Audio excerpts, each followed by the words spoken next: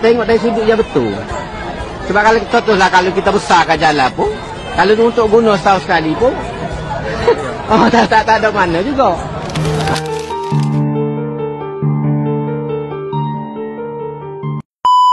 Kemalangan tragis di Jalan Raya Timur Barat yang mengorbankan 15 nyawa pelajar UPSI adalah satu kehilangan besar yang sepatutnya menyatukan kita dalam berkabung dan muhasabah. Tapi malangnya, ada pihak yang lebih berminat untuk mempolitikkan tragedi ini. Di media sosial, Cyber Troopers Pembangkang mula mendakwa kemalangan berpunca dari jalan rosak ekoran Kerajaan Pusat pilih kasih. Ada yang melampau menuduh ini bala kerana Perdana Menteri dikatakan peliwat. Tuduhan sebegini bukan saja biadab tapi membuktikan betapa rosaknya pemikiran politik apabila tragedi dijadikan modal kebencian. Ahli Parlimen Pasir Emas, Fadil Syahri pula dilihat sengaja mengongsikan video lamanya di Parlimen mengenai lebuh raya tersebut. Penyokong pembangkang terus serbu dan menyalahkan Kerajaan Pusat. Fadli agaknya lupa, Adon Panco yang juga bekas Timbalan Menteri Besar Kelantan, Nik Ahmad juga pernah kata, kalau kita besarkan jalan untuk guna setahun sekali, tiada guna juga. Tengok dari sudut yang betul.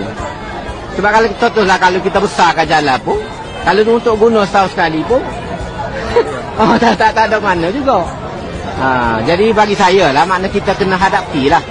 Lagipun bukan selalu setahun sekali.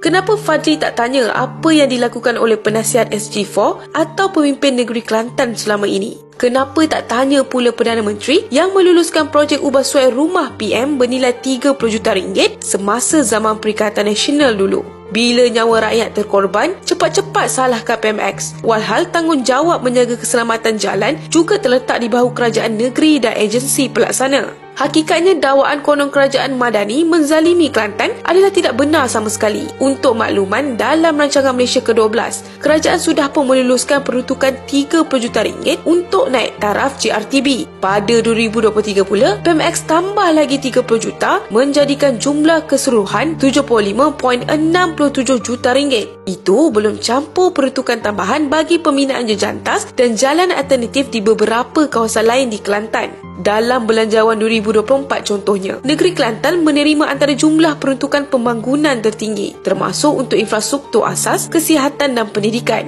Ini bukti kerajaan pusat tidak pernah meminggirkan negeri pembangkang walaupun sering dimaki dan difitnah. Inilah masalahnya. Pembangkang dan penyokong mereka terkenal dengan budaya semua benda menyalahkan orang lain. Bila banjir, salahkan kerajaan pusat. Bila air tak bersih, salahkan kerajaan pusat. Bila rakyat susah, salahkan kerajaan pusat. Sedangkan negeri Kelantan dah diperintah 30 tahun oleh PAS. Air masih keruh, jalan masih sempit, rakyat masih ramai menganggur. Bukankah ini menyedihkan? Siasatan belum selesai tapi sudah ada yang menunding jari. Punca sebenar pun belum jelas. Mungkin kecuaian pemandu, keletihan pemandu atau faktor teknikal. Tapi bila politik benci jadi pegangan, apa pun yang berlaku tetap akan diputar jadi salah kerajaan.